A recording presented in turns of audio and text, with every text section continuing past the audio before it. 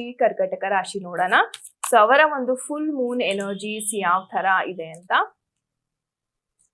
ಕರ್ಕಟಕ ರಾಶಿ, ಕರ್ಕಟಕ ರಾಶಿಯವ್ರಿಗೆ ಒಂದ್ ರೀತಿ ಹೇಳೋದಾದ್ರೆ ಸ್ವಲ್ಪ ಎಚ್ಚರಿಕೆಯಿಂದ ಇರಿ. ಯಾಕಂತಂದ್ರೆ ಟವರ್ ಎನರ್ಜಿ ಬಂದಿರೋದ್ರಿಂದ ಲೈಕ್ ಅಚಾನಕ್ ಆಗಿ ಏನಾದ್ರು ಒಂದ್ ಸಣ್ಣ ಪುಟ್ಟ ಆಕ್ಸಿಡೆಂಟ್ ಆಗೋದು, ಅಥವಾ ಸಡನ್ ಆಗಿ ಏನೋ ಒಂದು ಗೋಚಾರ ಆಗುವಂಥದ್ದು, ಅಥವಾ ಹಿಡನ್ ಸೀಕ್ರೆಟ್ಸ್ ಅಂತಕ್ಕಂಥದ್ದು ಏನಿದೆ ಅದು ನಿಮ್ಮ ಕಣ್ಮುಂದೆ ಬರ್ತಕ್ಕಂಥ ಒಂದು ಸನ್ನಿವೇಶಗಳು ನಿಮ್ಗೆ ಸಿಗುವಂಥದ್ದು.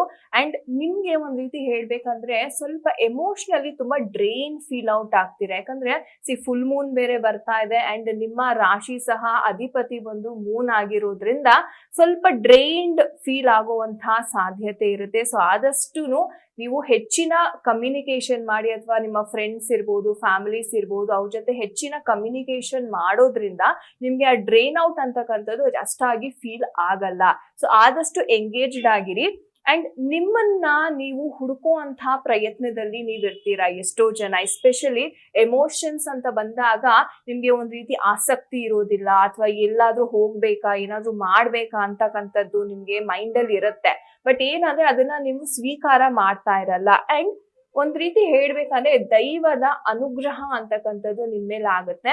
ಅಂಡ್ ಸ್ಪಿರಿಚುವಲಿ ಒಂದ್ ಸ್ವಲ್ಪ ನಿಮ್ಗೆ ಡೆವಲಪ್ ಅಥವಾ ಗ್ರೋತ್ ಅಂತಕ್ಕಂಥ ಯಾರೆಲ್ಲ ಅಧ್ಯಾತ್ಮದ ಕಡೆ ನಾನು ಹೋಗ್ಬೇಕು, ಗ್ರೋತ್ ಆಗ್ಬೇಕು ಅಂತ ನೀವೆಲ್ಲ ಏನ್ ಅನ್ಕೊಂಡಿದೀರಾ, ಸೊ ನಿಮ್ಗೆ ಒಂದ್ ರೀತಿ ಹೇಳ್ಬೇಕಂದ್ರೆ ಒಂದು ಒಳ್ಳೆ ಸಿಚುವೇಶನ್, ಒಂದ್ ಸಿನಾರಿಯೋ ಯಾವ ತರ ಸಿಗುತ್ತೆ ಅಂದ್ರೆ ದೈವನೇ ನಿಮ್ಗೆ ದಾರಿ ತೋರಿಸ್ತಕ್ಕಂಥ ಒಂದು ಸನ್ನಿವೇಶಗಳು ಇಲ್ಲಿ ನಿಮ್ಗೆ ಕಾಣಿಸ್ತಾ ಇದೆ. ಸೊ ಓವರ್ ಆಲ್ ಹೇಳೋದಾದ್ರೆ ಸ್ವಲ್ಪ ಕಾಮ್ ಆಗಿರಿ.